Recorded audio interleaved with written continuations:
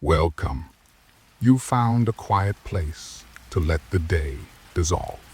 Here, we explore the soft-spoken mysteries of the past. No startling conclusions, no jarring details. Just the gentle unfolding of real unsolved stories, told to be a quiet companion as you drift toward rest. There is nothing to solve. Your only task is to listen, to wonder, and to let go. Our story begins in the vast, open landscapes of southwestern Minnesota, where the sky meets the prairie in an endless and quiet embrace. Here, under the gentle gaze of the stars, we explore a story of a single night, a single phone call, and a silence that has stretched across the years. This is the case of Brandon Swanson. In the spring of 2008, Brandon Victor Swanson was 19 years old, a young man standing on the very threshold of his adult life. He was in the process of completing his first year of classes at Minnesota West Community and Technical College, located in Canby. He was studying wind turbine technology, a field brimming with promise and potential, much like Brandon himself. It was a forward-thinking career path, one that suited a young man looking toward the future. Those who knew him described him as a kind, steady, and dependable son, a loyal friend, and in most respects, a typical teenager navigating the transition from adolescence to adulthood. He lived with his loving parents, Annette and Brian, in the small city of Marshall, Minnesota, a community nestled within miles and miles of sprawling farmland. The landscape itself was a part of him, its wide open spaces and subtle beauty ingrained in his character. He was not a person given to high drama or rash decisions, but rather a thoughtful young man who enjoyed the simple rhythms of life in a small town, the company of his friends, and the security of his family. The evening of May 13, 2008, was a time for celebration.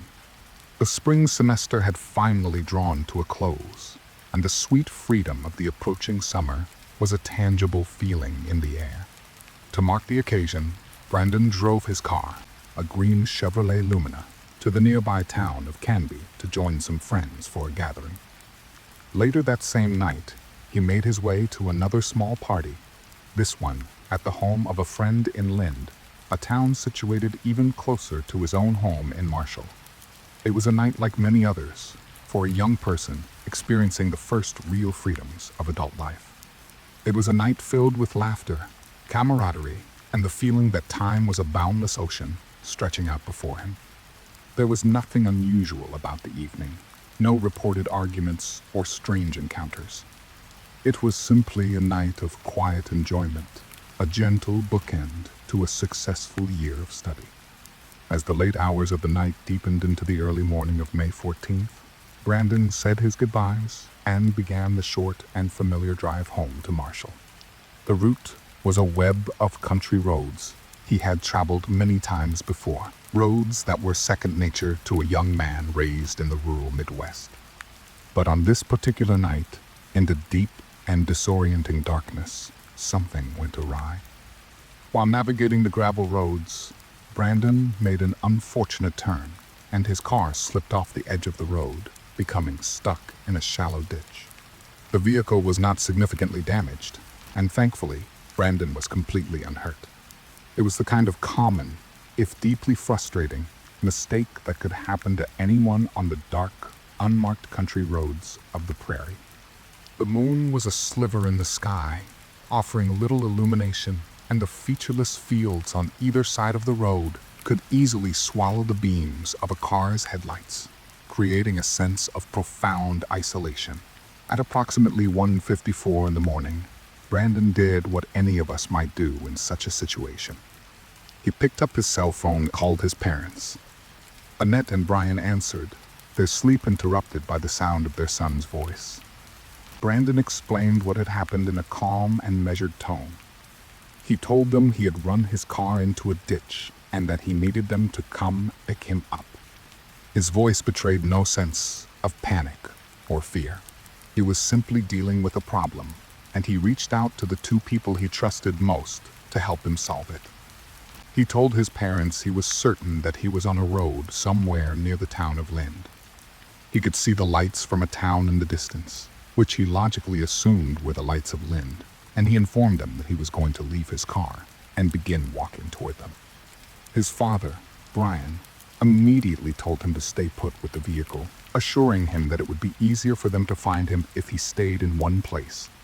But Brandon, perhaps feeling restless, or simply wanting to make the journey shorter for his parents, who were coming out to help in the middle of the night, insisted on walking. He stayed on the phone with his mother and father, creating a continuous connection, a vocal lifeline that stretched across the dark and empty miles between them. This decision, born of youthful confidence and a desire not to be a burden, would become a central and haunting point in the narrative of his disappearance. It was the first step away from a known location, a step into the vast, uncertain darkness. And so, for 47 minutes, a conversation unfolded. It was not a conversation of panic, but one of logistics, of direction, of a family working together to solve a simple problem. The connection remained open, the line humming with the ambient sounds of Brandon's journey on foot. His parents could hear the steady crunch of his footsteps on gravel and the persistent whisper of the prairie wind in the background. He described his surroundings as best he could, at one point mentioning that he was walking along what he thought was a fence line. He also noted that he could hear the distinct sound of running water somewhere nearby. On their end, Annette and Brian tried to guide him, flashing the lights of their own vehicle and periodically honking their horn, hoping for a flicker of light or a faint sound in return. They drove the familiar roads all around the town of Lind, their headlights cutting sharp beams through the immense ink-black darkness, but they saw nothing. They called out his name into the cold night air, but only the wind answered. On the other end of the line, Brandon remained certain of his location. He was walking toward the lights he was sure belonged to Lind. The disconnect was deeply puzzling for his parents, a strange and unsettling gap between what their son was seeing and what they were experiencing. They were all moving through the same night, under the same canopy of stars, yet they remained in two separate worlds, unable to bridge the physical distance that lay between them. Brandon eventually told them that he was cutting through some fields now, likely trying to take a shortcut toward the distant lights he was focused on. The conversation continued, a steady back and forth, until just before 4:30 in the morning. Then, suddenly, and without any warning, everything changed. Through the phone, his parents heard Brandon utter a single, sharp exclamation of surprise or alarm. And then there was nothing. The line went dead. Annette and Brian tried calling his phone back immediately, again and again and again. But every single call went straight to his voicemail. The vibrant, living connection they had shared for 47 minutes had been severed, and the silence that followed was immense, a terrifying void where their son's voice had just been. For the next several hours, until the first faint rays of the sun began to break across the horizon, they continued their frantic and desperate search around the town of Lind, their hope dwindling with every passing minute. The vast, quiet fields that had always seemed so peaceful and familiar now felt menacing, capable of holding a secret they could not bear to imagine. As the full light of morning finally arrived on May 14th, Annette and Brian, exhausted and heartsick, knew they needed help. They contacted the Lincoln County Sheriff's Department to officially report their son as a missing person. Law enforcement immediately took the report seriously. The nature of the phone call, its unusual length, and its sudden, inexplicable ending painted a deeply concerning picture. The first critical breakthrough in the search came not from a visual sighting, but from the cold, impartial data of technology. Emergency services were able to access Brandon's cell phone records to determine which cell tower had handled his final call. The data revealed a startling and crucial fact that would change the entire investigation. Final tower that carried his call was not located anywhere near Lind. It was, in fact, located near the Taunton. This new information instantly shifted the entire focus of the search area by a staggering 25 miles. Brandon had been profoundly mistaken about his location. He had been lost, truly lost, in a different part of the county altogether, his sense of direction completely skewed by the disorienting, featureless darkness of the rural roads. With this new information, the search began again, this time with a defined, albeit still very large, area to cover. And soon, they found it. On the afternoon of May 14th, searchers located Brandon's green Chevrolet Lumina. It was discovered on a gravel road that straddled the border of Lincoln and Lyon counties. The car itself offered frustratingly few clues. It was not deep in a ditch, as one might imagine, but was high-centered on a slight incline on the edge of a field approach, its wheels just unable to get the traction needed to move. The car was undamaged. The doors were locked. Inside, investigators found nothing to suggest any kind of struggle or violence had occurred. His glasses were left inside the car. The scene was mundane, almost eerily peaceful, yet it was the epicenter of a profound and deepening mystery. Brandon was gone. The location was just a mile and a half north of Porter, Minnesota.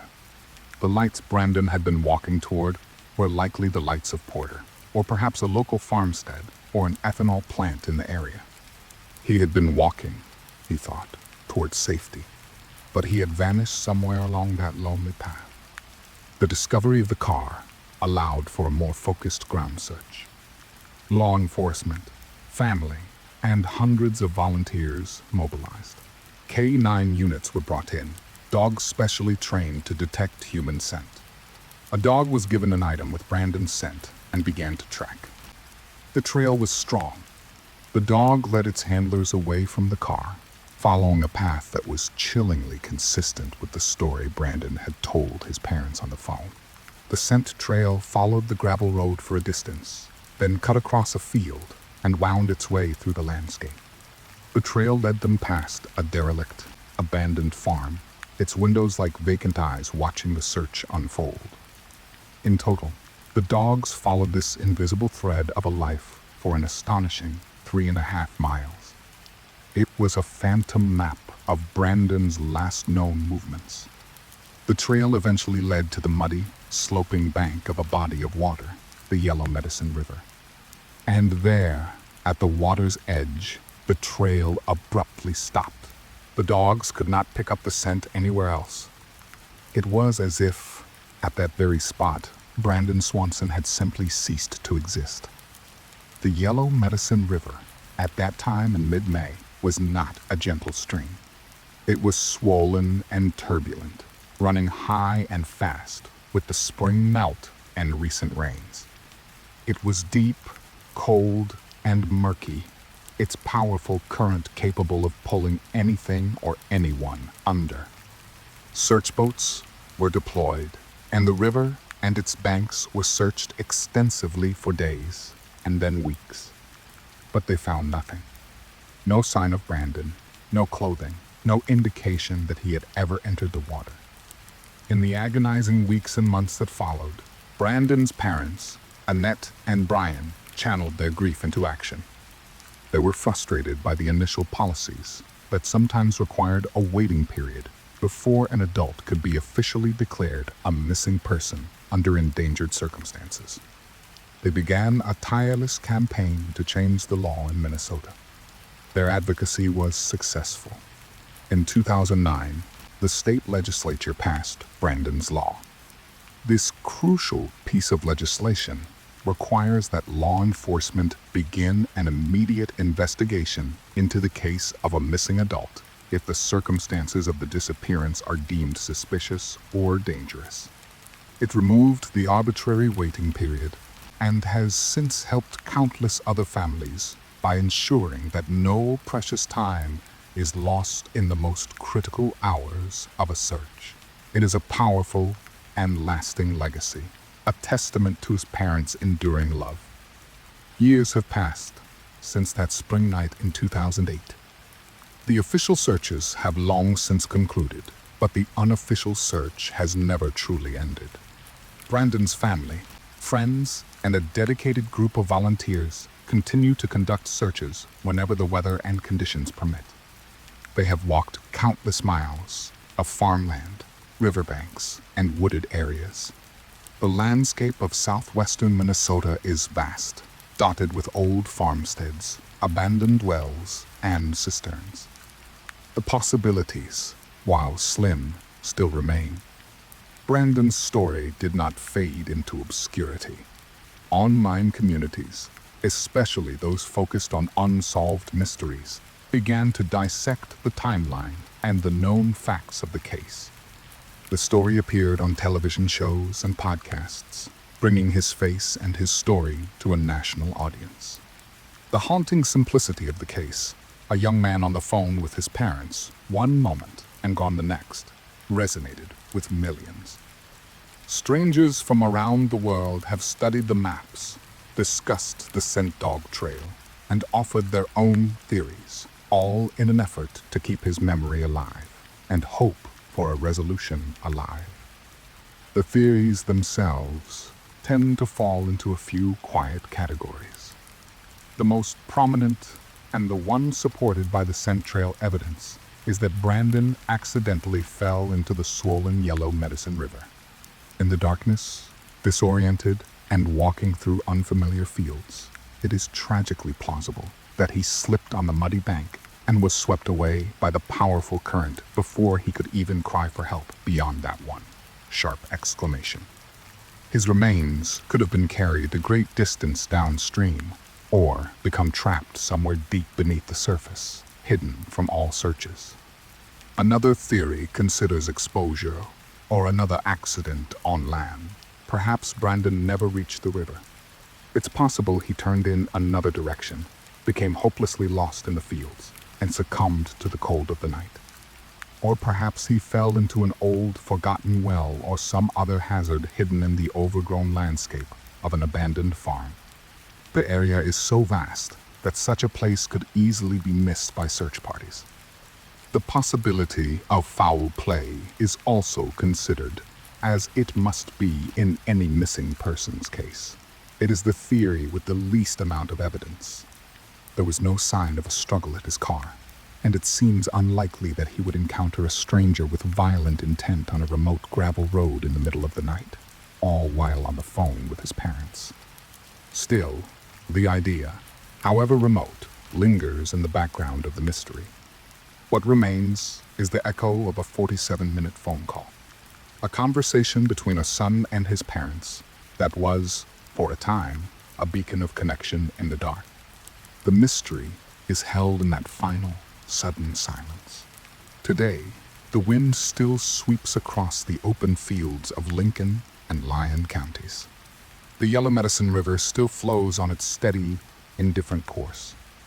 And somewhere out there, in the vast, quiet heart of the American prairie, the answer to the vanishing of Brandon Swanson remains a deeply held secret. Let us now leave those quiet roads of Minnesota where the grass still bends under unseen footsteps.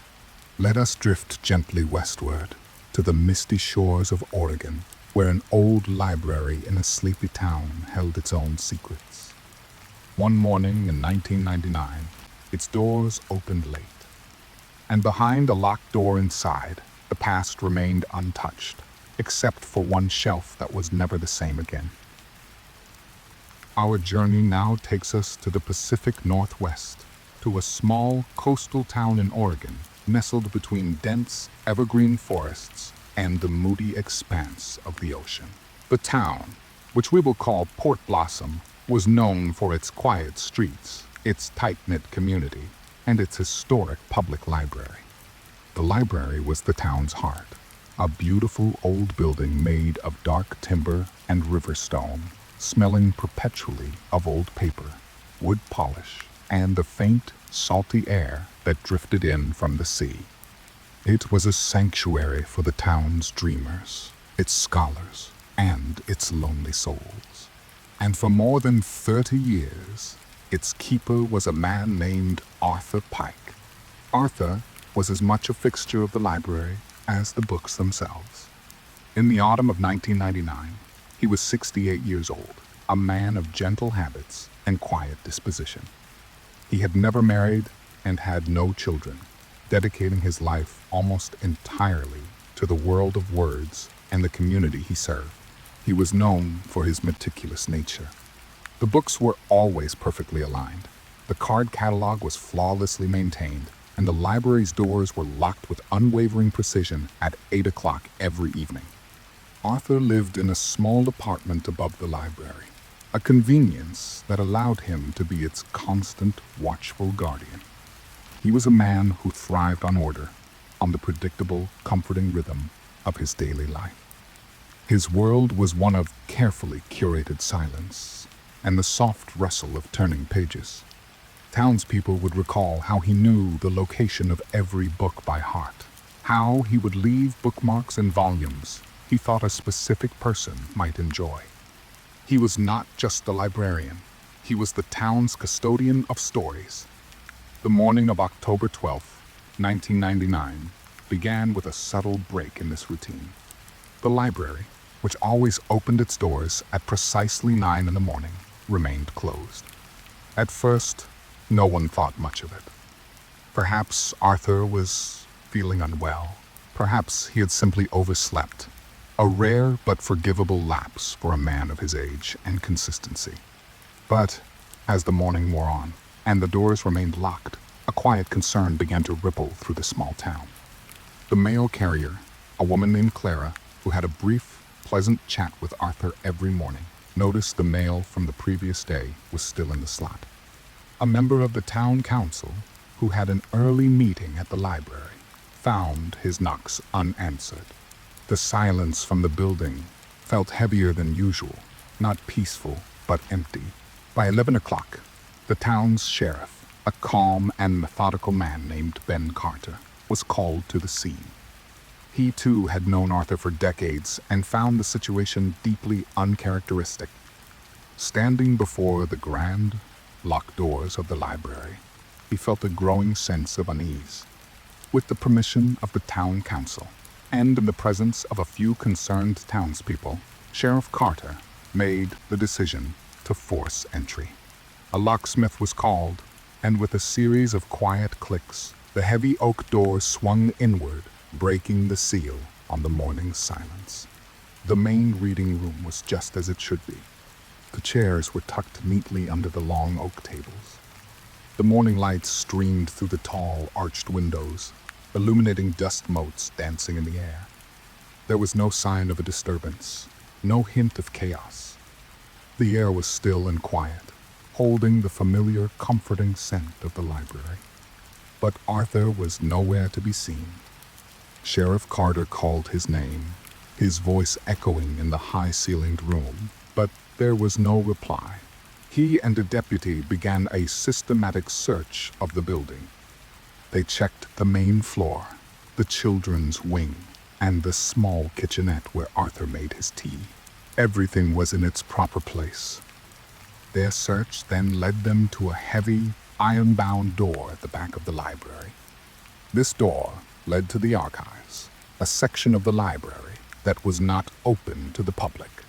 It was a place where old town records, rare books, and delicate historical documents were stored. The door was locked. This, in itself, was not unusual. Arthur kept the archives secure at all times. But when the sheriff tried the key from the ring of library keys they had, it would not turn. It was locked from the inside. Cold knot of dread tightened in Sheriff Carter's stomach. There was only one way that door could be locked from the inside. After another call to the locksmith, the archive door was opened. The room beyond was small and windowless. the air cool and dry. Rows of tall, metal shelves stretched from floor to ceiling, filled with leather-bound books and cardboard boxes. And there, in the narrow aisle between two shelves, they found him. Arthur Pike was no longer alive. He was seated on the floor, his back resting against a shelf of historical maps, his legs stretched out before him. He was dressed in his usual tweed jacket and trousers. In his lap, he held a single open book. There were no visible signs of injury, no indication of a struggle. The scene was one of profound and unsettling stillness. It was as if he had simply sat down to read and had quietly passed away. The initial assessment by the town's doctor, who arrived shortly after, suggested a natural cause. Arthur was nearly 70, and a sudden heart condition was certainly plausible. The sheriff, however, was a man who believed in details, and something about the scene felt wrong.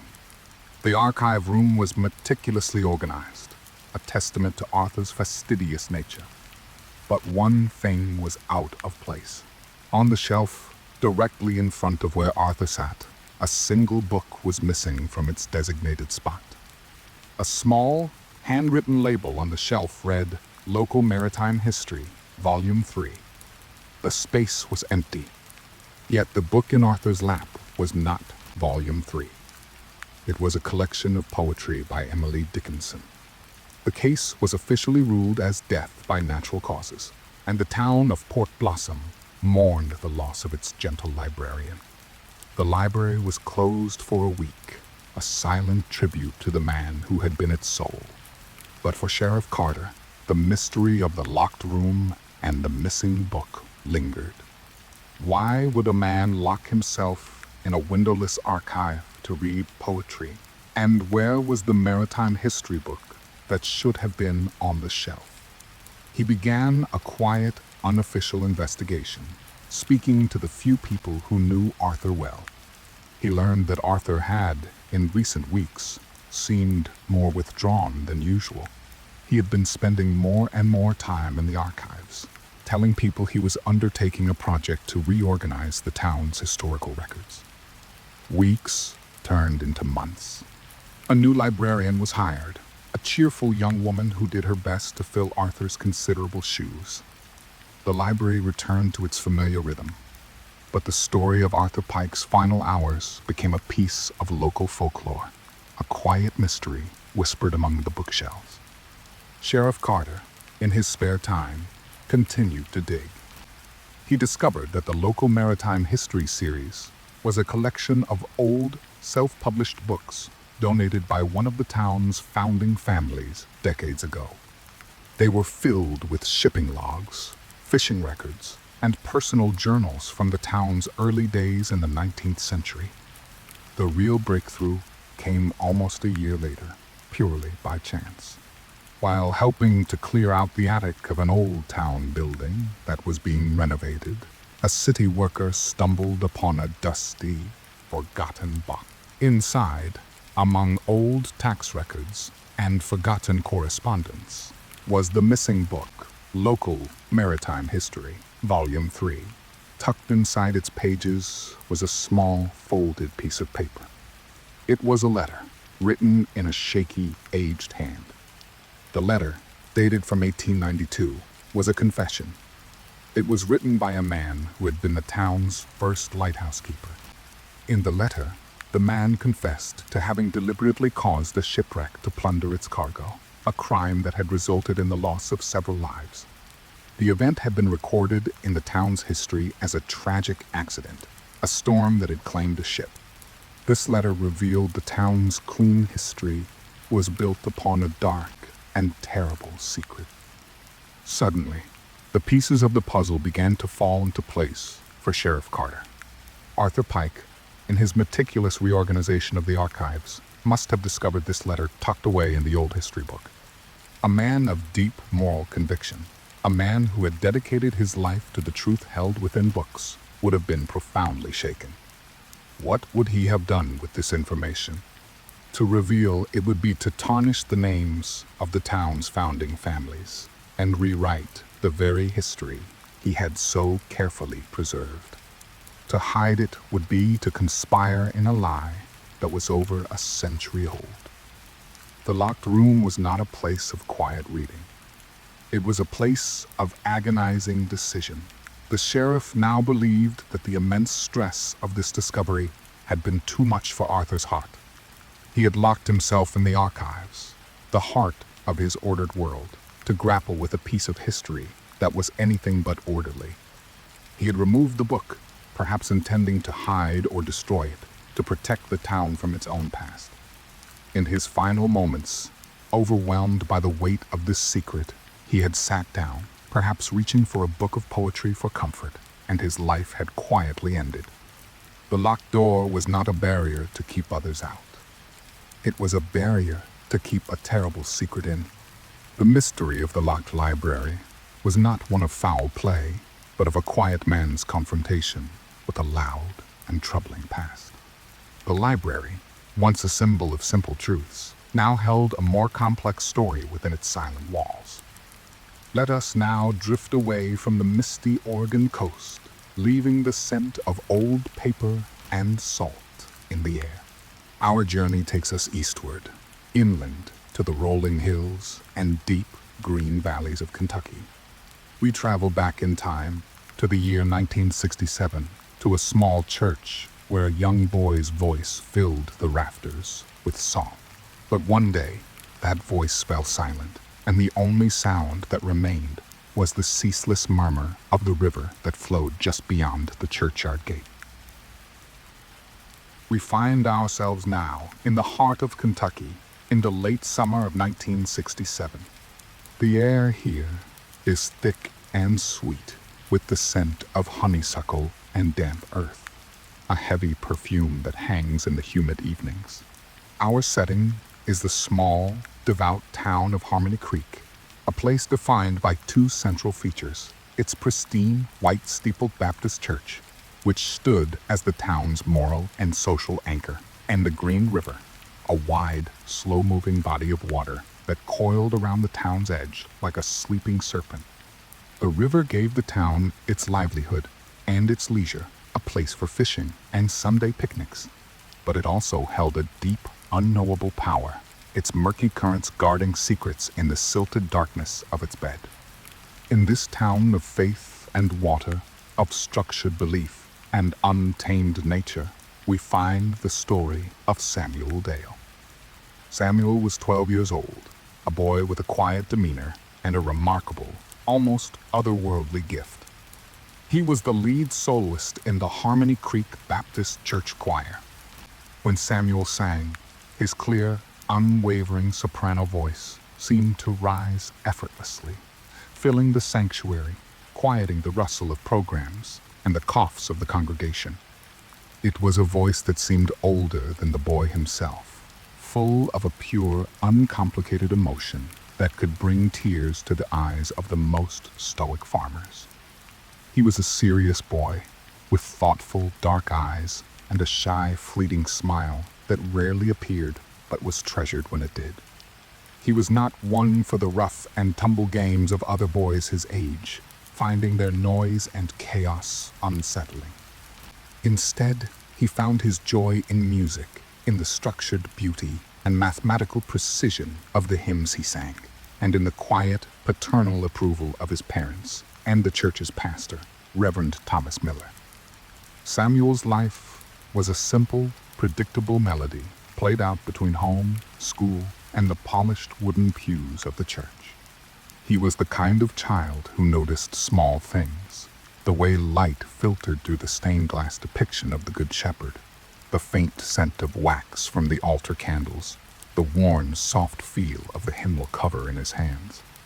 Reverend Miller was a pillar of the community, a charismatic and respected man in his 40s who had arrived in Harmony Creek a few years prior. He had a powerful voice and a commanding presence in the pulpit, but he had taken a special, gentle interest in Samuel's talent.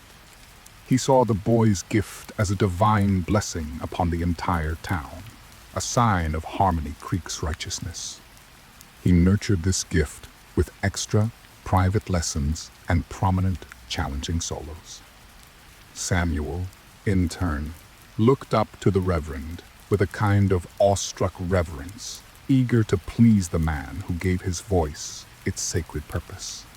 The church was Samuel's sanctuary, a place where his quiet, introverted nature was not seen as a weakness, but as a sign of piety and thoughtfulness.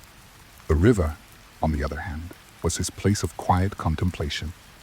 He would often walk the well-worn path along its banks after choir practice, his hymn book clutched in his hand, humming the melodies he had just rehearsed, the sacred music mingling with the natural sounds of the water and the wind in the willow trees.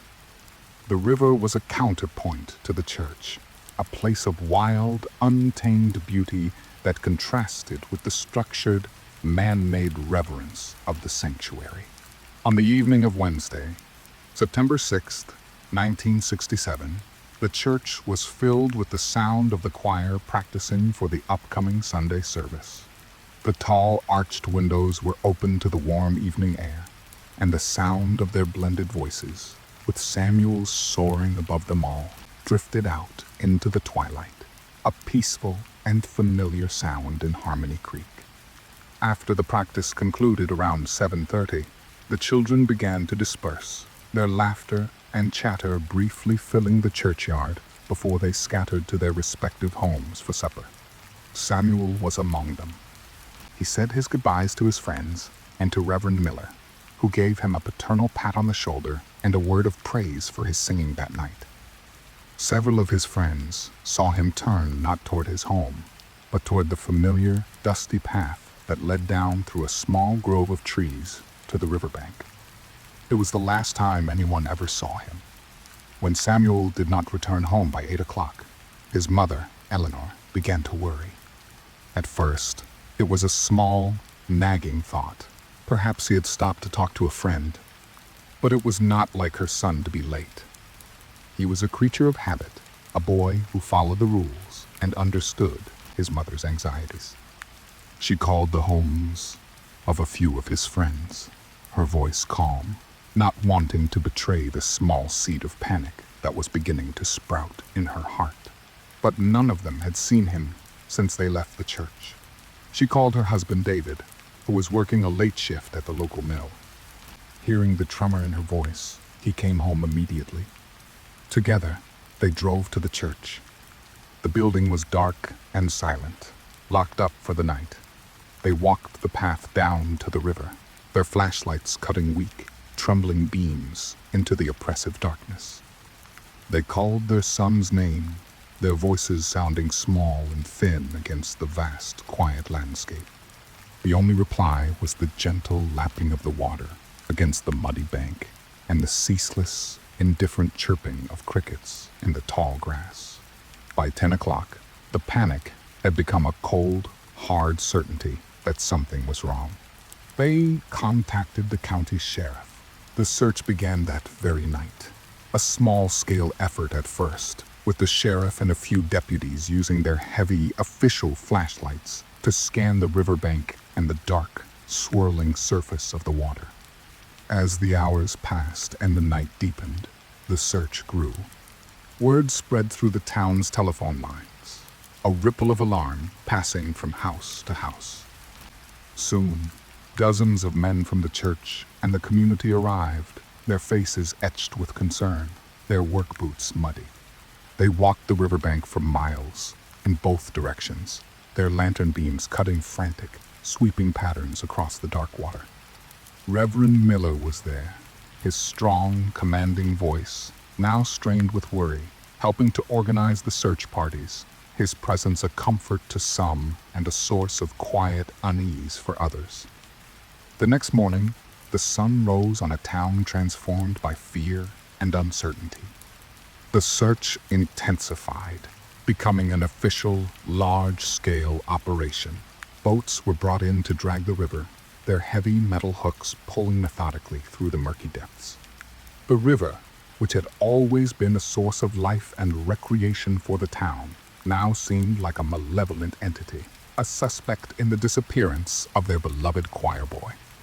The searchers found one small, heartbreaking clue. Lying in the damp grass near the water's edge, just a few hundred yards from where the church path ended, was Samuel's hymn book. It was open to the hymn they had been practicing the night before, "What a Friend We Have in Jesus." Its pages were slightly damp with dew, and a single brown leaf had fallen upon the musical notes. There were no signs of a struggle, no scuff marks in the mud, no torn clothing, just the silent, open book, a testament to a final, peaceful moment before the silence. Days turned into weeks. The search of the river yielded nothing. The water was deep, and the current was deceptive, and it was entirely possible his remains had been carried far downstream, or had become lodged in a place the dragging hooks could not reach. But as more time passed with no sign of him, other theories began to surface in quiet, hushed conversations around town, in kitchens and on front porches after the sun went down. Could he have run away? It seemed deeply unlikely. Samuel was a homebody, a boy who was deeply attached to his parents and his role in the church. Where would a shy, 12-year-old boy go with nothing but the clothes on his back and a hymn book in his hand? A more unsettling theory began to circulate, a quiet whisper of doubt that the townspeople were reluctant to voice aloud, for fear of being seen as gossips or worse, as faithless. It centered on the last person to have significant one-on-one contact with Samuel, Reverend Miller. Some people began to recall, in hindsight, that the Reverend's interest in the boy had seemed, at times, a bit intense, a bit proprietary. They remembered the private lessons, the frequent praise that sometimes isolated Samuel from the other children, the way the Reverend's eyes would shine when the boy sang. No one made any official accusations. There was no evidence, nothing but a vague, collective sense of unease. The sheriff questioned the Reverend, of course, multiple times. But his story was straightforward and corroborated by others. He had been in the church, locking up, after Samuel and the other children had left. He was a man of God, a community leader, a figure of authority and trust. The idea that he could be involved in something so terrible was, for most, unthinkable, a violation of the natural order of their world. The investigation eventually went cold. The official theory remained that Samuel had slipped on the muddy bank and fallen into the river, a tragic, silent accident. The current had simply taken him, leaving behind only his songbook as a sad memorial. The town of Harmony Creek tried to move on. The church choir found a new lead soloist, but the hymns never sounded quite the same. A shadow had fallen over the town, a quiet, unresolved grief that lingered in the air like the humid summer heat. Samuel's parents remained in Harmony Creek, two quiet, heartbroken figures who grew old, carrying the unbearable weight of a question that had no answer.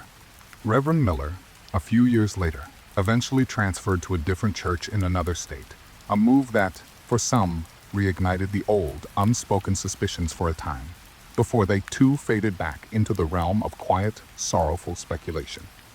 The mystery of the choir boy in the river was never solved. It became a sad, cautionary tale told to children, a story about the dangers of the water.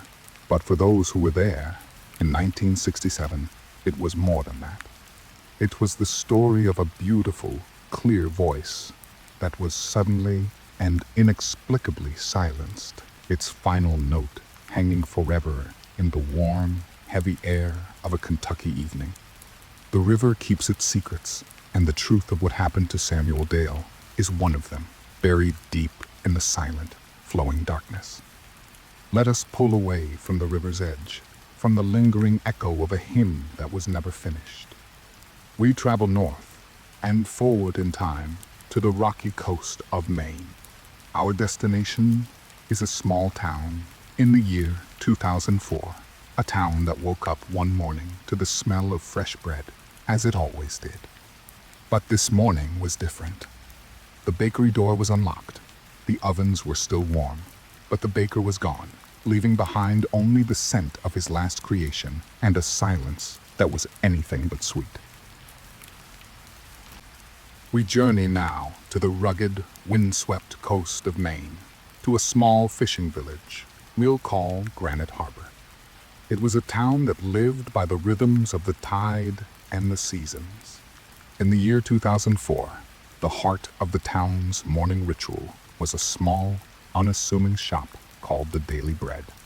From this bakery, its windows perpetually fogged from the warmth inside, came the smells of cinnamon, yeast, and sourdough that served as the town's collective alarm clock. The man responsible for this daily comfort was Elias Vance, a baker who had become a quiet institution. Elias was in his late 50s, a man whose gentle nature seemed infused with the warmth of his ovens. He had taken over the bakery from his father 30 years prior and had changed very little. He was a man of routine, arriving at the bakery every morning at 3 o'clock to begin the slow, methodical process of mixing, kneading, and baking. He was a widower, his wife having passed away a decade earlier, and the bakery was his life, his solace, and his connection to the community. The people of Granite Harbor didn't just buy his bread, they shared their lives with him in small, daily increments over the worn wooden counter. He knew who was celebrating a birthday, who was under the weather, and who needed an extra loaf for unexpected company. The bakery was more than a business. It was the town's hearth. The morning of November 5th, 2004, a Friday, began like any other. The scent of baking bread wafted through the pre-dawn air, a signal to the fishermen heading to their boats that the world was waking up. But when the first customers arrived at 6 o'clock, they found something unusual. The front door of the Daily Bread was unlocked, which was normal, but the lights were off and the shop was empty. Behind the counter, everything was prepared for the day. Racks of cooling bread and pastries sat waiting. A fresh batch of dough was rising in a large bowl, covered with a clean linen cloth. The cash register was untouched. The only thing missing was Elias. At first, people assumed he had just stepped out, perhaps to his small apartment upstairs.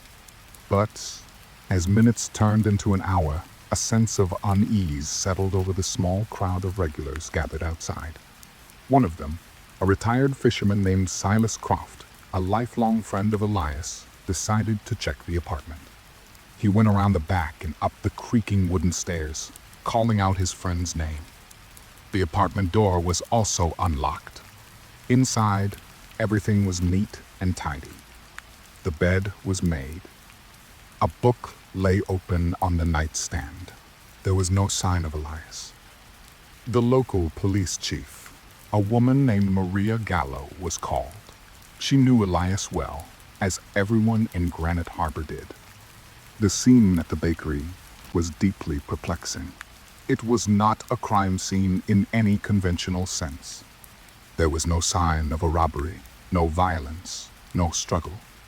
It was a scene of a life in mid-motion, abruptly paused. The ovens were still warm. A half-empty cup of coffee sat on a small desk in the back office. It was as if Elias had simply vanished between pulling a tray of scones from the oven and preparing to greet his first customer. The investigation began immediately. Chief Gallo and her small team interviewed everyone who might have seen or heard something. The fishermen who had been out before dawn recalled seeing the bakery lights on at the usual time, around 3 in the morning. They had noticed nothing out of the ordinary. The investigation expanded. Search parties were organized, combing the rocky shoreline, the dense woods behind the town, and the narrow, winding streets of the village. They found nothing. The details that emerged only deepened the mystery. Elias's truck was parked in its usual spot behind the bakery. His wallet and keys were on the kitchen counter in his apartment. The only thing that seemed to be missing, besides Elias himself, was the light jacket he usually wore in the cool autumn mornings.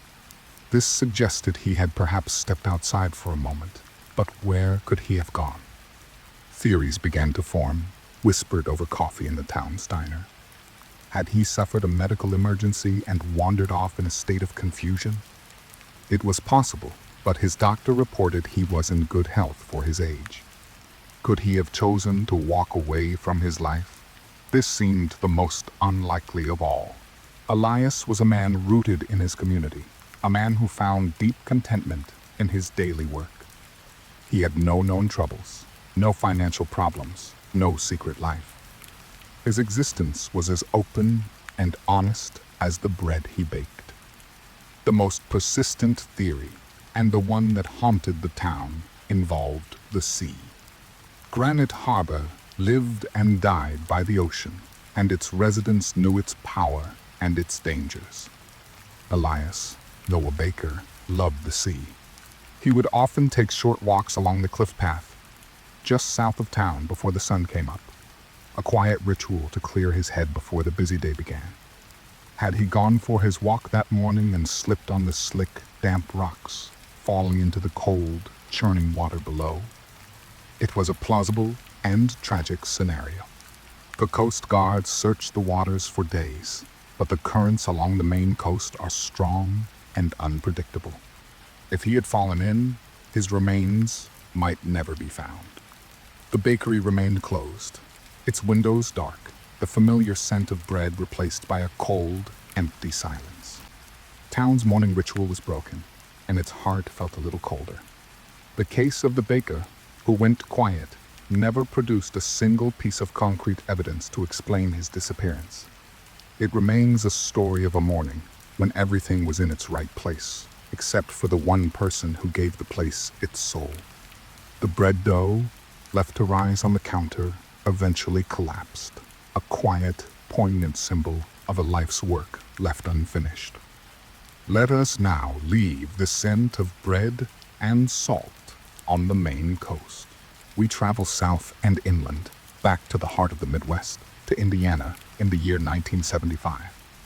Our destination is a town where faith was strong and secrets were kept, and where the clue to a terrible mystery might have been hidden in the tolling of a church bell. A sound that was meant to call people together, but in this case, signaled that someone was forever gone. We arrive now in the flat, expansive farmland of central Indiana in the autumn of 1975. Our story unfolds in the small, God-fearing town of Providence, a community built on the foundations of faith, family, and hard work.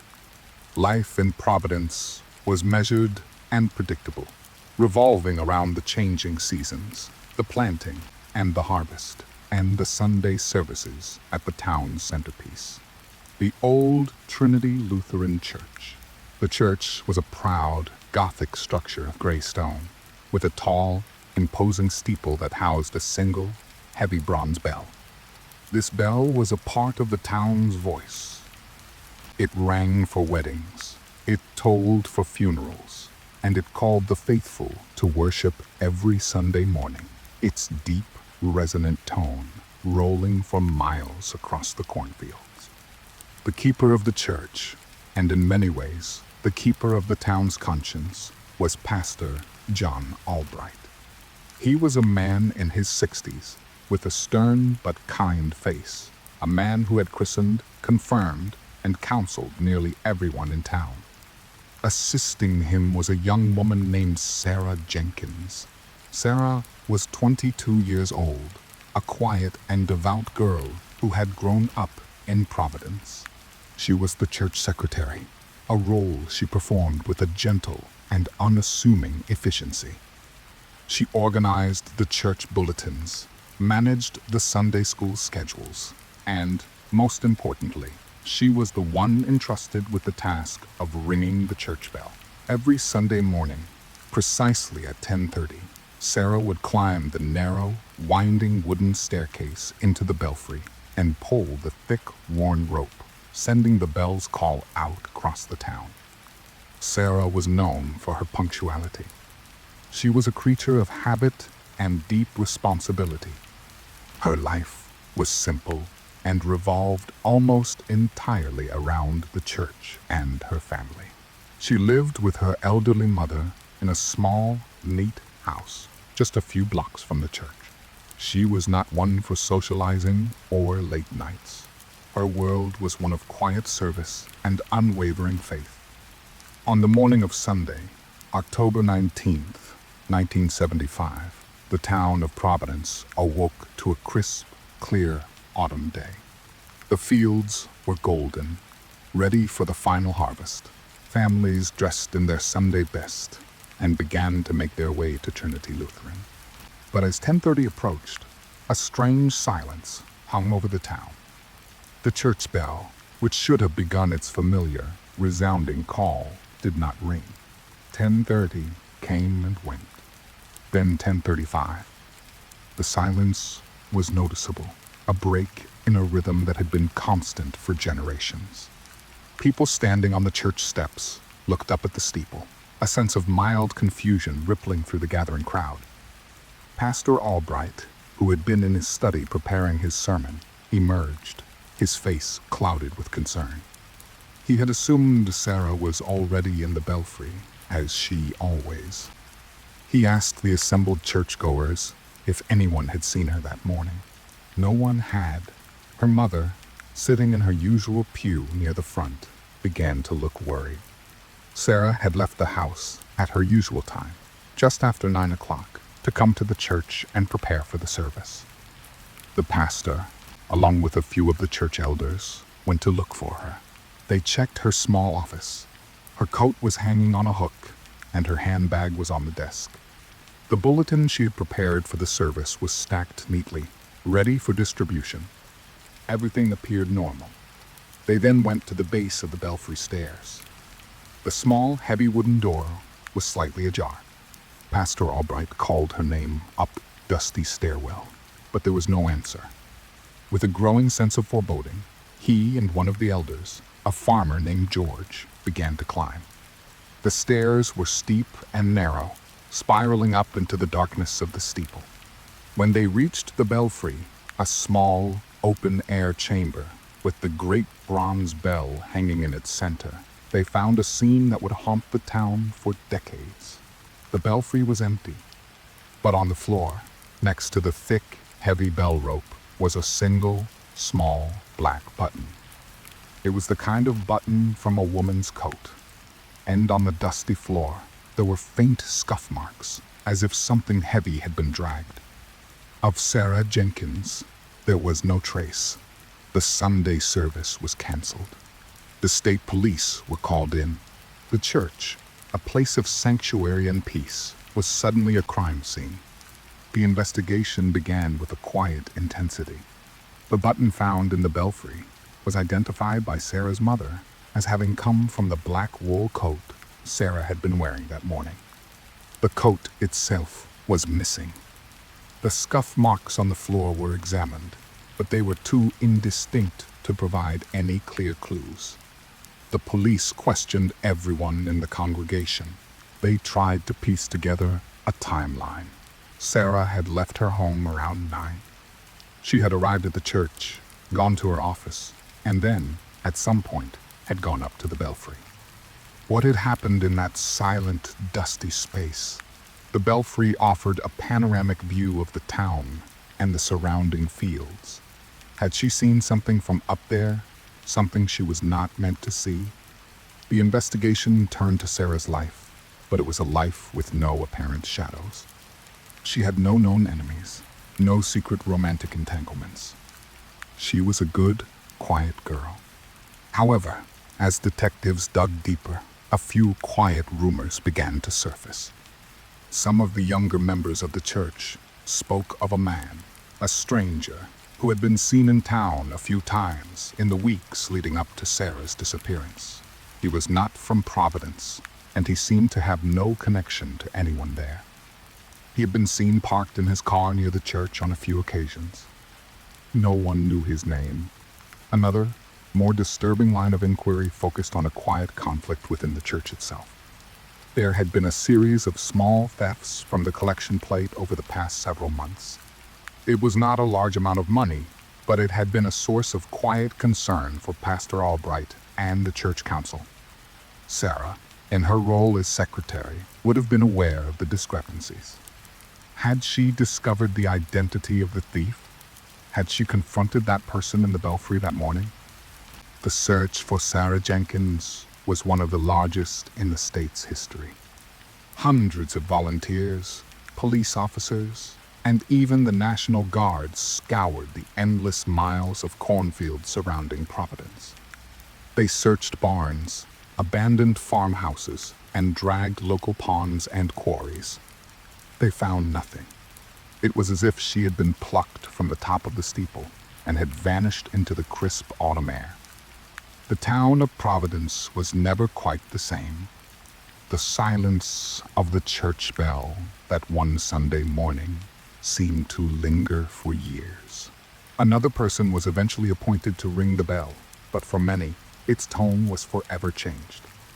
It was no longer just a call to worship, but a sad reminder of the girl who had climbed the stairs and had never come back down. The case grew cold, a file of unanswered questions. The stranger seen in town was never identified. The mystery of the collection plate thefts was never officially solved.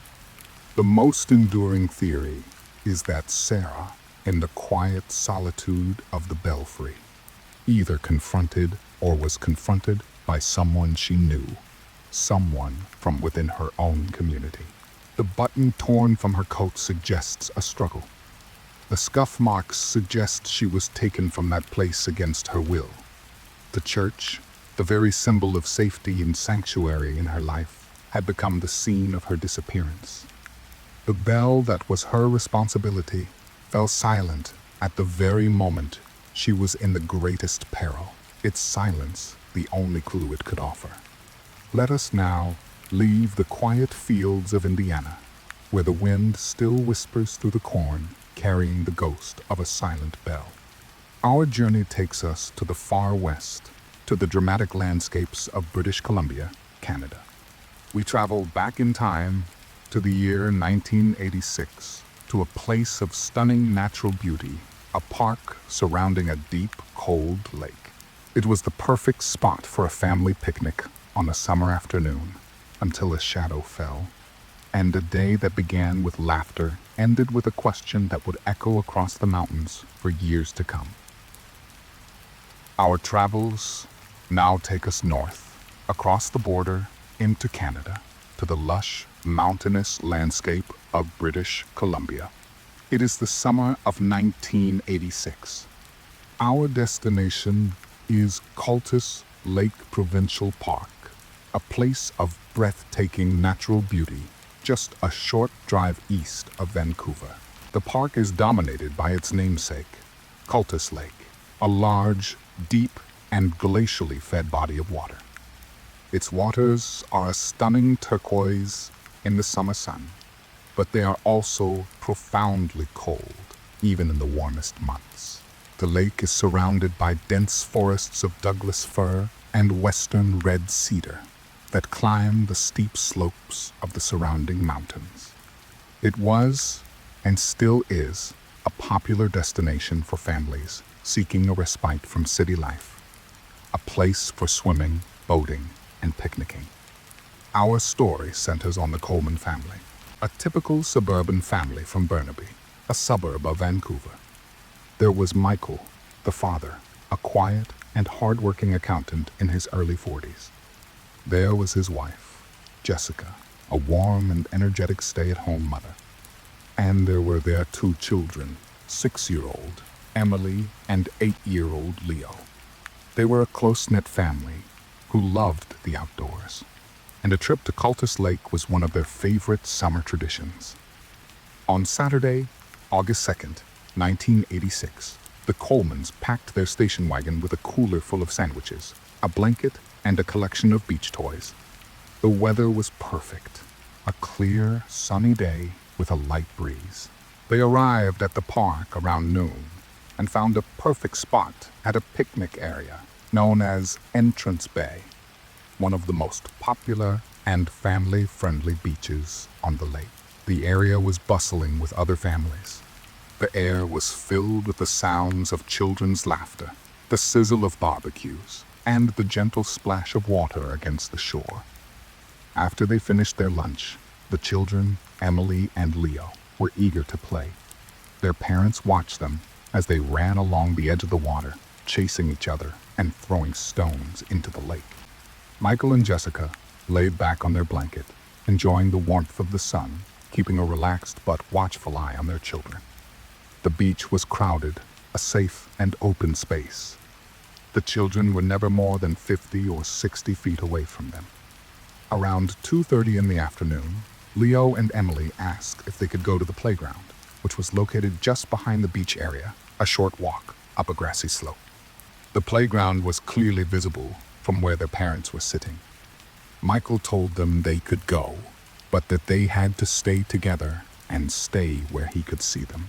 They watched as the two children, hand in hand, ran up the slope and disappeared for a moment behind a large cluster of cedar trees that separated the beach from the playground. It was a brief moment, no more than 10 or 15 seconds. When the spot where they should have emerged into the playground remained empty, Michael felt a first tiny flicker of unease. He stood up, expecting to see them pop out from behind the trees at any moment. But they didn't. After another minute passed, a minute that felt strangely long, he walked up the grassy slope himself. Jessica followed, a worried look on her face. When they reached the playground, it was filled with other children, swinging on the swings and going down the slide. But Leo and Emily were not among them. Michael and Jessica called their names. They began to search the small playground area, their calls becoming more frantic. They asked the other parents if they had seen a boy in a red t-shirt and a little girl in a yellow sundress. No one had. Panic began to set in. They retraced the short path from the beach to the playground, a distance of less than 100 yards. It seemed impossible. How could two children vanish in such a short distance, in broad daylight, in a crowded public park? They had been out of sight for mere seconds. Within 20 minutes, the park rangers were notified, and they, in turn, called the Royal Canadian Mounted Police. The beach at Entrance Bay was cordoned off. What had been a scene of idyllic summer fun was transformed into one of quiet, mounting dread. The police began a systematic search. They interviewed every family at the beach, asking the same questions over and over. Had anyone seen the Coleman children? Had anyone seen anything unusual? Anyone talking to them? Anyone who seemed out of place? No one had. The search quickly expanded. Police officers and park rangers, aided by search and rescue volunteers, fanned out into the dense forest that surrounded the lake. A police boat began to slowly patrol the shoreline, its occupants scanning the water's edge. A helicopter was brought in, its blades chopping the air as it circled overhead. The search was thorough and professional, but the park was vast, a wilderness that began just feet from the manicured picnic areas. As evening fell, the park was emptied of all visitors, leaving only the searchers and the two heartbroken parents, who sat wrapped in blankets, their faces pale in the fading light. The search continued for days, then weeks. The lake itself became a primary focus.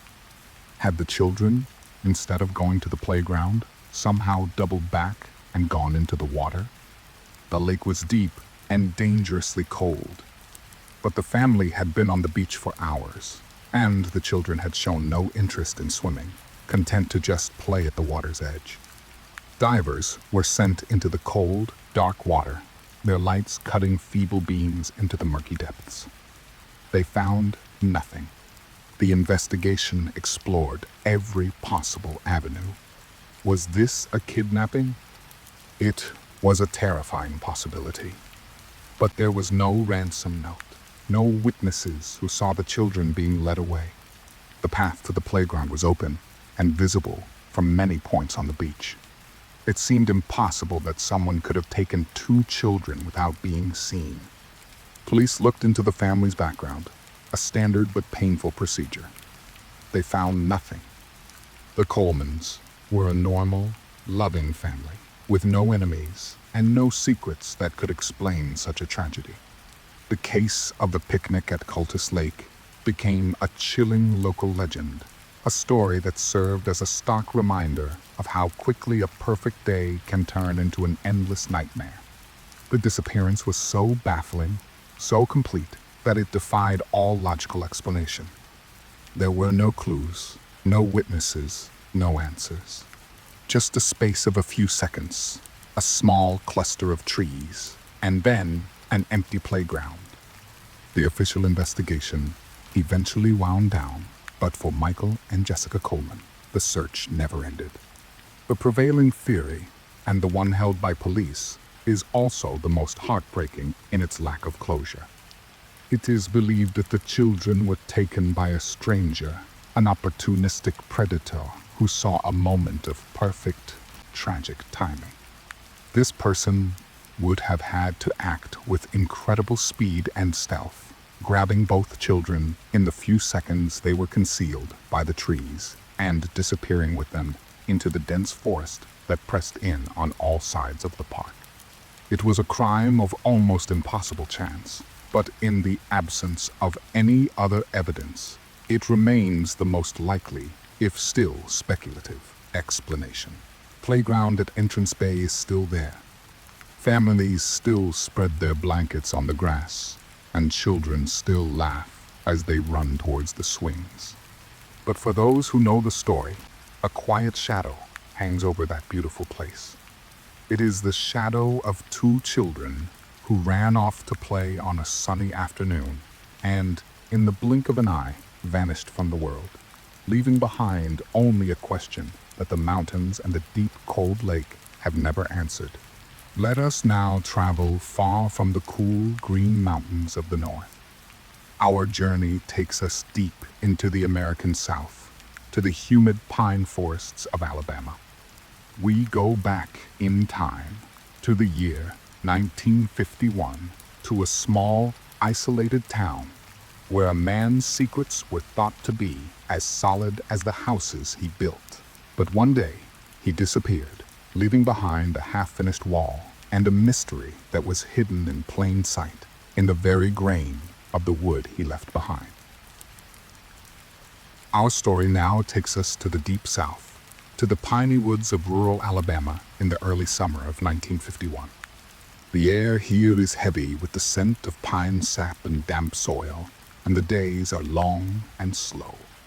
We find ourselves in the small, unincorporated community of Oak Haven, a place that was less a town and more a loose collection of farms and houses connected by dusty, red clay roads. Life in Oak Haven was simple, private, and governed by long-held traditions. It was a place where everyone knew their neighbors, but they did not necessarily know their neighbors' secrets. At the center of our story is a man named Silas Blackwood. Silas was a carpenter and a master of his craft. In his late 40s, he was a quiet, solitary man, known throughout the county for the quality of his work. He could build a house from the ground up, his hands calloused and strong, moving with a practiced and confident grace. He lived alone in a small, tidy cabin he had built himself at the edge of a vast expanse of forest. He had never married and had a reputation for being a bit of a recluse. He was a man of few words, who preferred the company of his tools and the scent of freshly cut wood to the idle chatter of town. Despite his solitary nature, he was respected. In a community where a solid roof and a sturdy wall were essential, a man like Silas Blackwood was a vital asset. In June of 1951, Silas was hired by the Henderson family, a well-to-do farming family, to build a new room onto their large 2-story farmhouse. It was a significant project, And for weeks, the sound of Silas's hammer and saw was a familiar, rhythmic presence at the Henderson farm. He worked alone, as he always did, arriving early in the morning and leaving as the sun began to dip below the tall pine trees. He was making good progress. The foundation was laid, the framing was up, and he had begun to put up the exterior walls. On the morning of Monday, June 18th, the Henderson family awoke to an unusual silence. The familiar, steady beat of Silas's hammer was absent. Mr. Henderson walked out to the construction site, expecting to see Silas at work. But the site was empty. Silas's tools were laid out neatly on a workbench, covered by a canvas cloth to protect them from the morning dew. A stack of fresh lumber was waiting to be cut. A half-finished wall stood waiting for the next board to be nailed into place. It was as if Silas had simply put down his hammer in the middle of a swing and walked away. Mr. Henderson was not immediately alarmed. Perhaps Silas was ill. He waited a day, but when Silas did not return on Tuesday, he drove the few miles down the dusty road to the carpenter's cabin. The cabin was quiet and still. Silas's truck was gone. The front door was unlocked. Mr. Henderson stepped inside, calling out Silas's name. The cabin was as neat and orderly as always. A plate and a fork were washed and drying in a rack by the sink. A book about woodworking was open on a small table. There was no sign of a struggle, no indication of any trouble. It was simply empty. The local sheriff was notified. The disappearance of Silas Blackwood was a puzzle. He was not the kind of man to simply abandon a job. His reputation was built on his reliability. And where would he have gone? He had no known family in the area, and few, if any, close friends. His life was his work, and his small cabin in the woods. The investigation began. The sheriff and his deputies searched the cabin and the surrounding woods. They found nothing. They put out a notice for his truck, a distinctive old Ford with a custom-built wooden rack for hauling lumber. A week passed, then two. The half-finished room at the Henderson farm stood as a silent monument to the mystery. The first and only significant clue in the case came nearly a month later. Silas's truck was found. It was discovered by a hunter, parked on an old, overgrown logging road, deep in the Talladega National Forest, more than 50 miles from Oak Haven. The truck was unlocked, and the keys were in the ignition. In the truck bed were Silas's saw and a few other tools.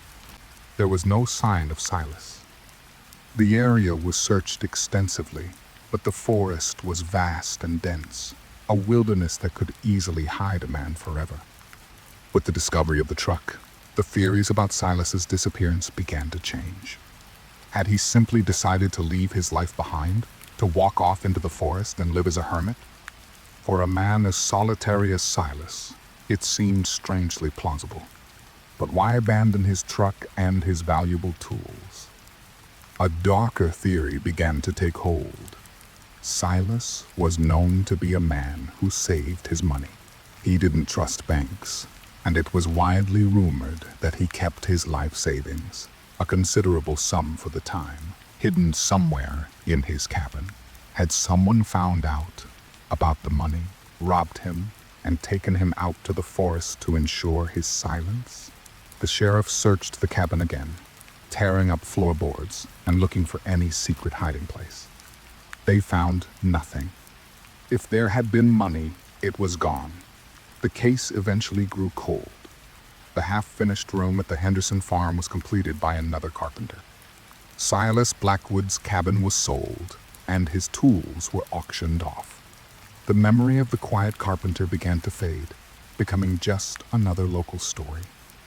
The secret of the carpenter, however, was not hidden in the forest or in a missing stash of money. It was hidden in the very wood he worked with. Years later, in the 1980s, the Henderson farmhouse was sold to a new family. They decided to renovate, which included tearing down the room that Silas had started to build. As a worker pried the old weathered boards from the half-finished wall, he noticed something strange. One of the thick, structural beams had been hollowed out. Inside the hollowed-out space, wrapped in oilcloth, was a small metal box. The box contained a collection of letters, a small, faded photograph of a woman and a young child, and a birth certificate. The documents told a story that no one in Oak Haven had ever known. Silas Blackwood was not his real name. 20 years earlier, he had lived in another state, a married man with a family. He had been involved in a bitter dispute with a powerful local businessman. After a series of threats against his family, he had fled, changing his name and starting a new solitary life in the quiet woods of Alabama, living in constant, quiet fear that his past would one day catch up to him. The discovery reframed the entire mystery of his disappearance. It was no longer about a reclusive carpenter who had wandered off or a simple robbery. It was about a man with a dangerous secret. Had his old enemy finally found him? Had someone from his past life tracked him to his quiet corner of the world? The hollowed-out beam was where he had hidden the only proof of his true identity. He had built his secret into the very structure of another family's home. The discovery of the box gave a reason for his disappearance, but it did not solve it. It only deepened the mystery, turning it from a local puzzle into a story of a life lived in the shadows. What happened on that June day in 1951 remains unknown. Did Silas see someone from his past and flee, abandoning his truck in the forest to make a final escape? Or did his past finally catch up to him on that lonely logging road? The quiet carpenter took his final secret with him, leaving behind only the ghost of another man's life, hidden in the heart of a wooden beam.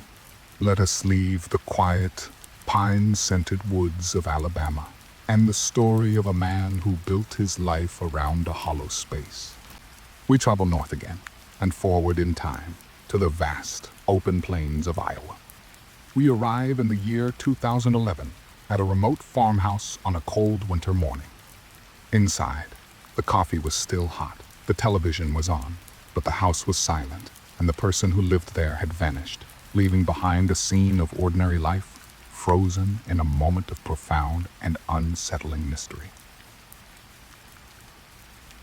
Our journey now takes us to the heart of the American Midwest, to the stark, windswept plains of Iowa in the depths of winter. It is the year 2011. The landscape here is a vast, monochromatic canvas of snow-covered fields, broken only by the occasional silhouette of a farmhouse or a line of skeletal trees. The silence is profound, the kind of quiet that is found only in wide-open spaces under a heavy gray sky.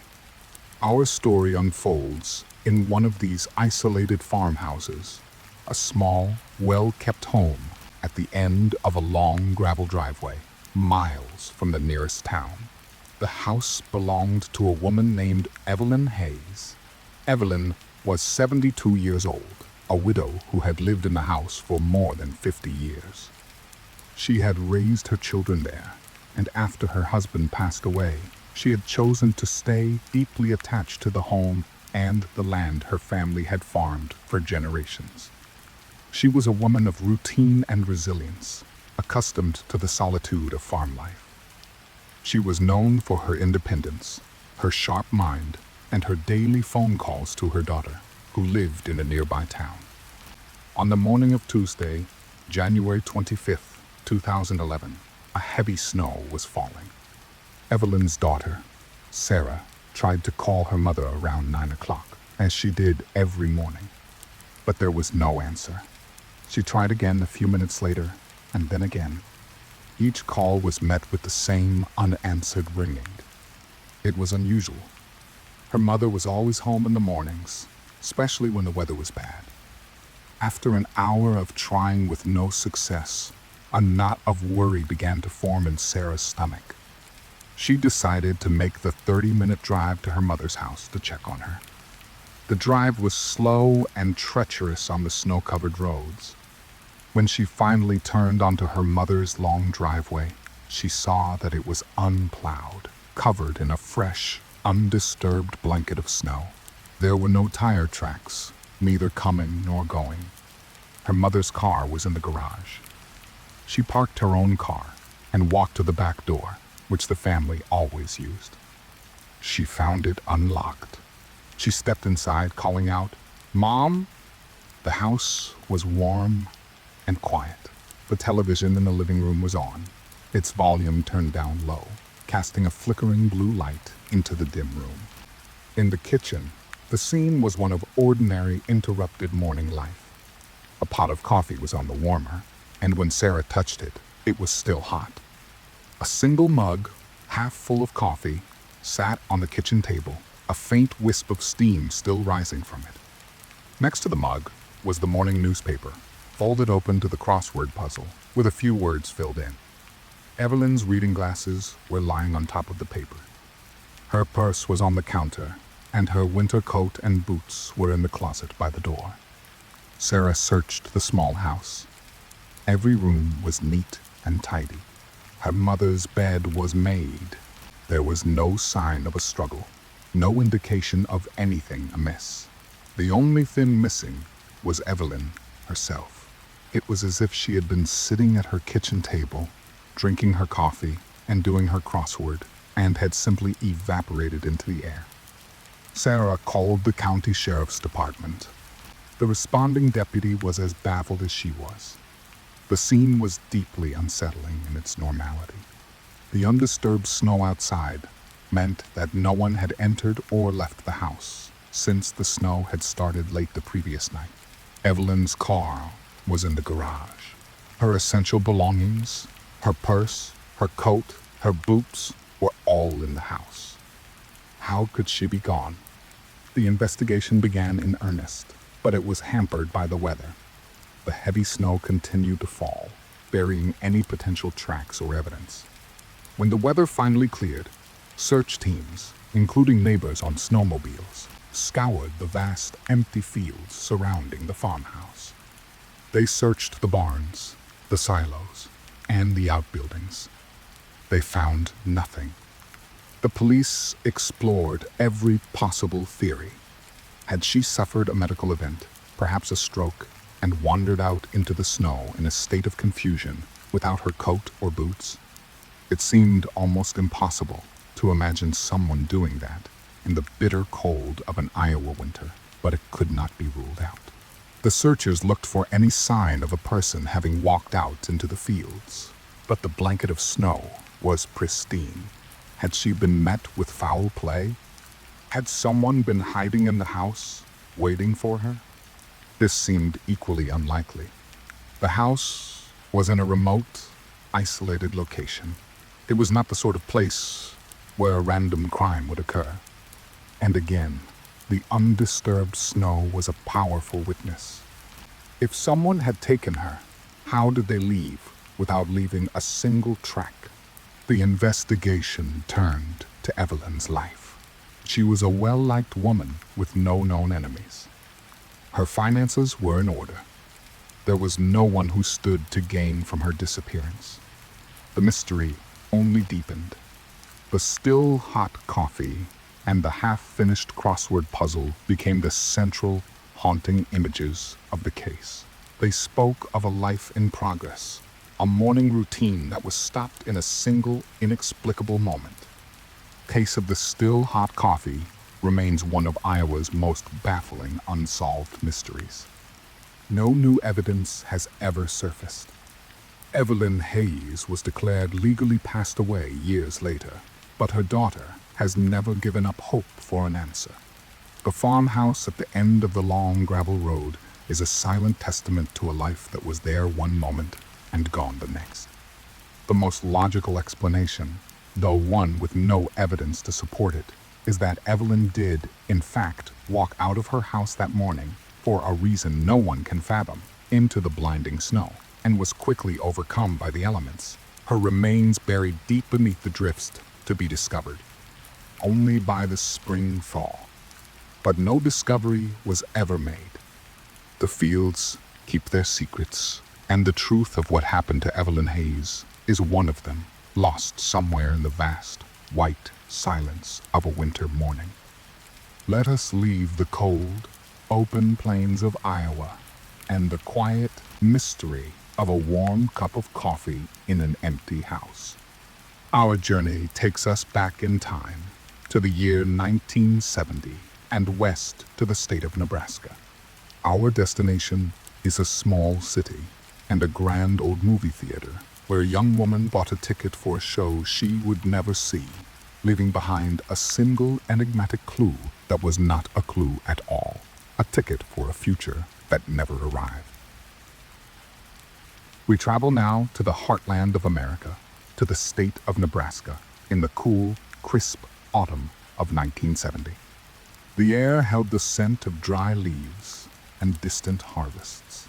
Our story unfolds in the small city of Grandview, a bustling agricultural hub surrounded by the endless, rolling plains of the prairie. Grandview was a city of solid Midwestern values, a place where people worked hard, knew their neighbors, and life followed a steady, predictable course dictated by the seasons and the comforting routines of small-town life. At the center of the city's social life, a beacon of light and glamour on a Friday night, stood the Orpheum. It was a grand old movie palace from the 1920s, a relic of a more opulent time, with a glittering marquee that promised escape, a heavy velvet curtain the color of deep wine, and an air of faded romantic glamour that captivated the young and the old alike. Our story is about a young woman named Clara Maid Thompson. At 20 years old, Clara was on the cusp of her own life, a student at the local community college, where she was diligently studying to become an elementary school teacher. She was described by everyone who knew her as a bright, responsible, and unfailingly kind young woman, known for her cheerful disposition and a smile that seemed to reach her eyes instantly. She was deeply woven into the fabric of her family, living at home with her parents and her younger sister, to whom she was particularly close. Her life was a happy and uncomplicated one, a gentle rhythm of studies, a part-time job at the town diner, friendships, and the quiet, earnest dreams of a future spent in a classroom of her own, shaping young minds. She had already started a collection of children's books she hoped to one day share with her students. On the evening of Friday, October 30th, 1970, Clara told her parents she was going to the movies. A popular new drama was playing, and she was eager to see it. She was planning to attend the 7:30 showing at the Orpheum. She left the house around 7 o'clock, dressed in a simple skirt and sweater, her mood cheerful and her mind full of anticipation for the simple pleasure of a night at the pictures. She waved goodbye to her sister, who was doing homework at the kitchen table. It was the last time her family would ever see her. When Clara did not return home by 11 o'clock, her parents began the slow, creeping process of worry. At first, it was just a simple observation, a glance at the clock on the mantel. Then, as the minutes ticked by, it became a quiet concern. It was unlike her to be out so late without calling. Her father paced the living room, while her mother sat by the phone, willing it to ring. They called a few of her friends, their voices carefully casual at first, but none had gone to the movies with her. She had gone alone, something she occasionally enjoyed, a small act of independence. As midnight came and went, their worry blossomed into a cold, hard panic. The silence in the house grew heavy and menacing. They called the police. The initial investigation was straightforward, a routine check on a missing young person. The police went to the Orpheum Theater the next morning, the glamour of the previous night having faded into the flat light of day. They spoke to the ticket seller, a teenager who chewed gum and shrugged, and the usher, a tired-looking older man. Neither of them remembered seeing Clara. It had been a busy Friday night, a river of faces passing by under the bright lights of the marquee. Her photograph, a smiling, hopeful face, meant nothing to them. It was just one of hundreds. The police asked to see the ticket stubs from the 7:30 show. They were collected, as was standard practice, in a locked wooden box beneath the ticket counter. The manager, a man smelling faintly of popcorn and disinfectant, opened the box. The police began the tedious, almost hopeless task of sifting through the hundreds of torn, flimsy paper stubs. And then they found it. A single, perfect, untorn ticket. A pale yellow slip of paper for the 7:30 showing of the film Clara had gone to see. It had been purchased, the time and date stamped in purple ink. The ticket had been paid for, a transaction completed, but the person who bought it had never entered the theater to have it torn in half by the usher. This discovery changed everything. It was a small, quiet, devastating revelation. Clara had made it to the theater. She had walked from her home, through the familiar streets of her town, had stood under the glittering marquee, had approached the box office, and had purchased her ticket. But somewhere in the few short steps between the box office and the usher at the velvet rope, in a space of perhaps no more than 20 feet, she had vanished. The police investigation intensified, now focused on that small, specific patch of worn, patterned carpet in the Orpheum lobby. They interviewed everyone they could find who had been in the lobby of the Orpheum that night, a chaotic and difficult task. They searched the area around the theater, the nearby alleyways that smelled of damp brick, and the dimly lit parking lots. They found nothing. Clara's car was still parked in the family driveway at her home. She had walked to the theater, a short 10-minute walk through a route that was considered perfectly safe, a path she had taken countless times before. The days turned into weeks. The search for Clara yielded no further clues. Her disappearance was a complete and total mystery, a hole torn in the fabric of her family and her community. It was as if she had stepped out of her life and into another dimension, not in some dark and lonely place, but in the bright, noisy, crowded lobby of a movie theater. The single, untorn ticket became the central, haunting artifact of the case.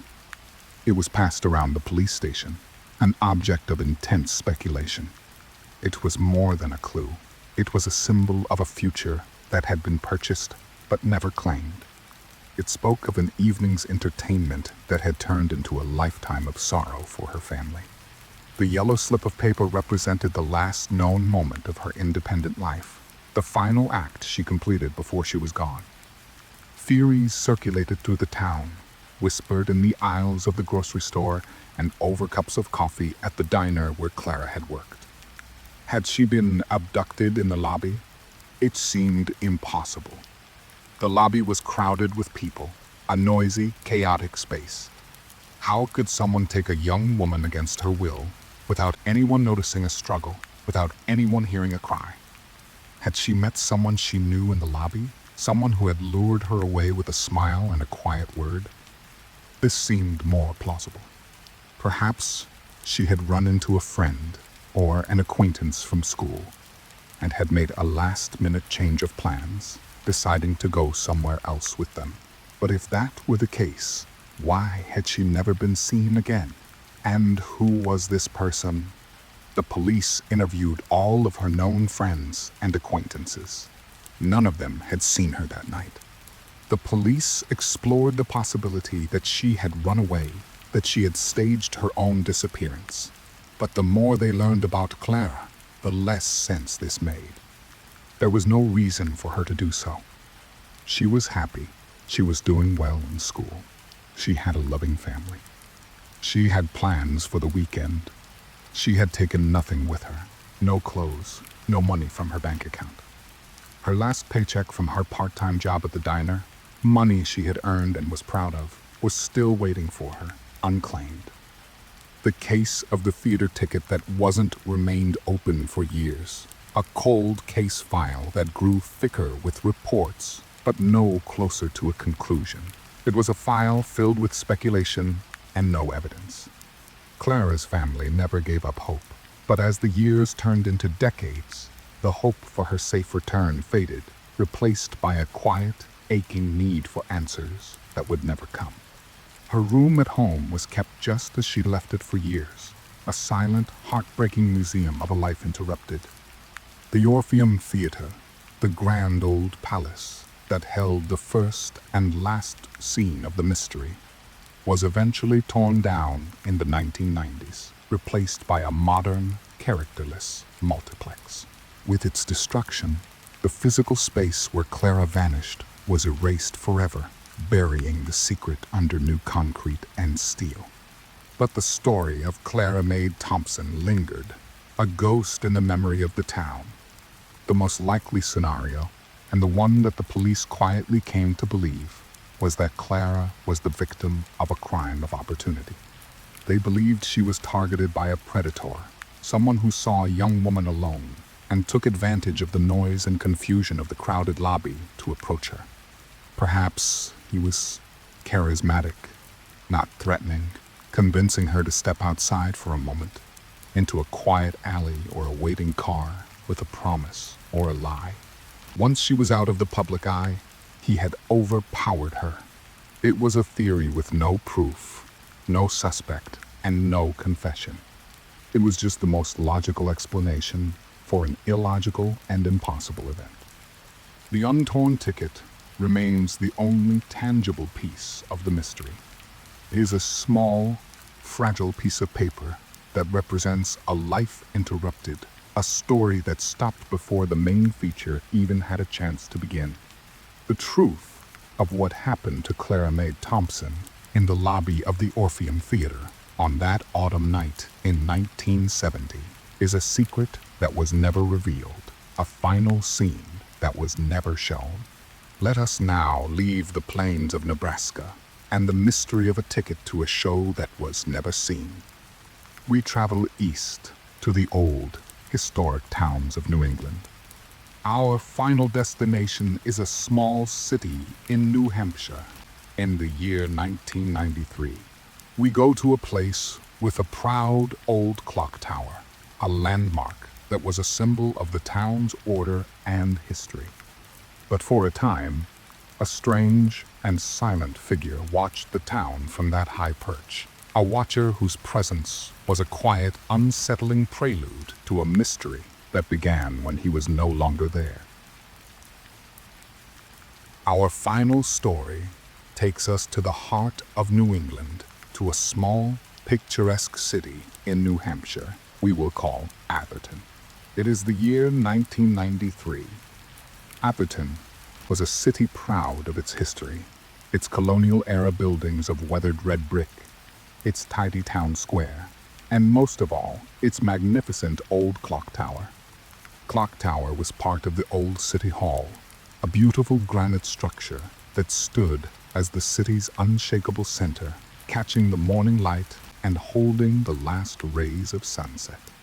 Its four faces told the time to the community, and its deep, hourly chime was the steady, reliable heartbeat of the city. For several weeks, in the spring of 1993, the clock tower had a new and mysterious feature. A man had taken to standing in the belfry, just behind the face of the clock. He was a silent, solitary figure who would appear in the early morning and remain there for hours, simply watching the city below. He was visible only as a silhouette, a dark, still shape against the translucent white glass of the clock face, a human ghost in the machine of time. No one knew who he was or why he was there. His presence began as a rumor, a glimpse caught by a worker across the square, then confirmed by another. Soon, he became a local curiosity, a topic of conversation in the city's coffee shops. He was nicknamed the Clock Tower Watcher. The city officials were aware of him. The door to the clock tower was supposed to be kept locked, but it was an old, little used part of the building, and security had grown lax over the years. They sent a police officer up a few times to investigate, but the man was always gone by the time the officer reached the top of the long, winding staircase. He seemed to have an uncanny sense of when he was being approached, vanishing before anyone could reach him. He never caused any trouble. He simply watched, a silent observer of the city's daily life. Our story is not about the Watcher himself, but about a man named David Quinn. David was the city's official clocksmith, a man in his late 50s who was responsible for the maintenance of the historic clockwork mechanism in the tower. His role was a legacy, a craft passed down from his father and his grandfather before him.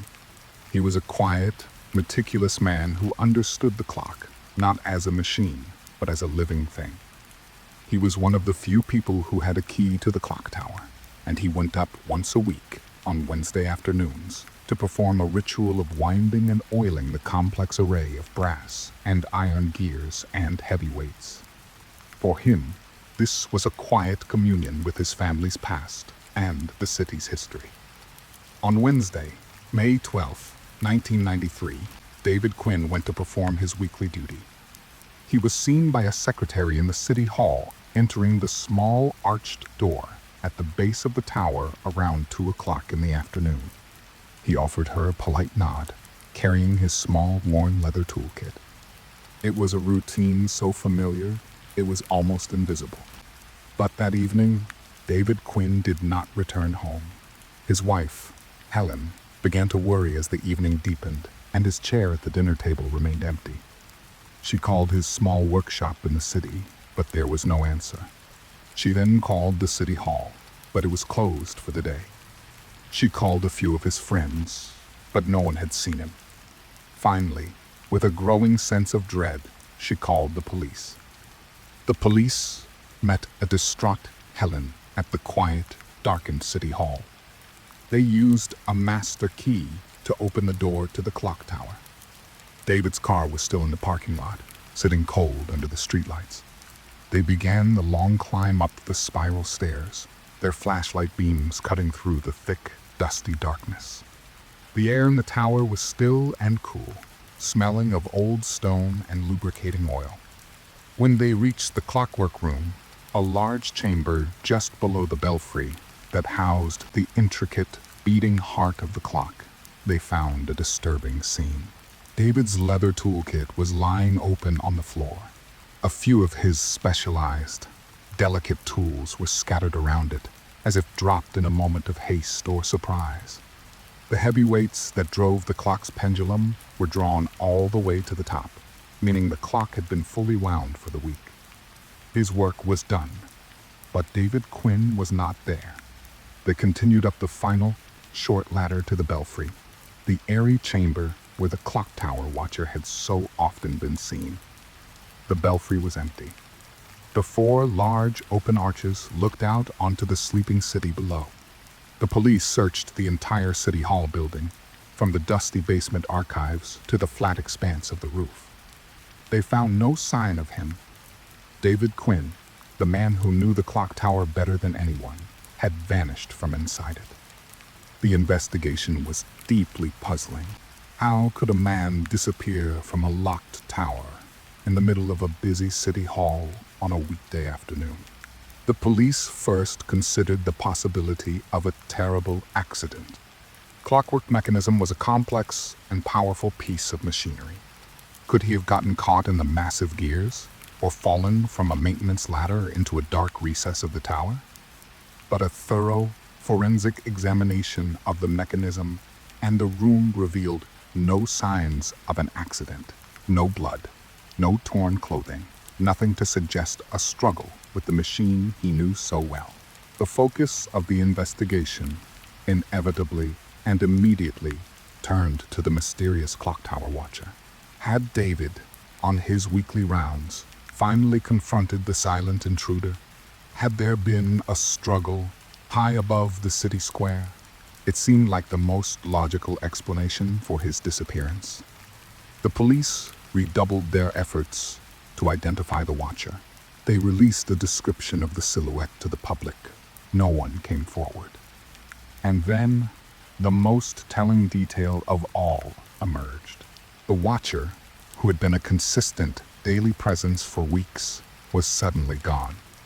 He was not seen in the clock tower again after the day David Quinn disappeared. The two men, the keeper and the watcher, had vanished on the same day. The police were left with a frustrating set of possibilities. Did the watcher harm David and somehow manage to get him out of the tower unseen? It seemed impossible. The only way in or out was the single door at the bottom, a door that opened into a hallway that was frequently used by city employees. How could anyone move a person out of that building in the middle of the afternoon without being noticed? Another theory, one whispered with a sad, quiet reverence, suggested that David Quinn and the clock tower watcher were the same person. Perhaps David, a quiet man whose life was dedicated to the past, had found a strange solace in secretly watching the present unfold from his high perch. But this theory didn't explain his disappearance. If he was the watcher, where did he go? Why would he abandon his life, his wife, and the clock that was his legacy on that particular Wednesday? The case of the clocksmith, who vanished from his own clock tower, became one of Atherton's most enduring mysteries. The clock, having been fully wound, continued to run for a week, its chimes marking the hours of David's absence. And then it fell silent, its stillness a profound and unsettling symbol for the city.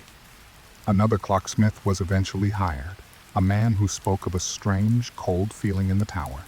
But the story of David Quinn was forever linked to its gears and its silence. Years passed. The mystery was never solved. The clock tower watcher was never identified. The most plausible theory, though one without a shred of proof, is that the watcher was a transient who, when confronted by David, panicked. They believe a struggle ensued, and in that struggle, David fell from one of the belfry's 4 open arches. The watcher then fled, disappearing back into the anonymity from which he came. But no one on the busy square below reported seeing anything fall from the tower that day, and an exhaustive search of the surrounding rooftops and grounds revealed nothing. The clock in Atherton keeps ticking, measuring out the minutes, the hours, and the years. It is a reminder that time moves on, but some questions remain frozen in a single moment. The disappearance of David Quinn is one of those questions, a story of a quiet man and a silent watcher, locked together forever in the high, lonely heart of a clock tower. A mystery suspended between the ticking of a clock and the silence of a city that was being watched from above. Let us now leave this final story and the quiet city of Atherton. Our journey through the shadows of the past is complete. The wind still whispers through the Minnesota fields. The Oregon Library still holds its secrets, and the Kentucky River still flows on. These stories, and the quiet emotions they leave behind, are now a part of the gentle night. May they soften the edges of the day and guide you now into a deep and peaceful rest.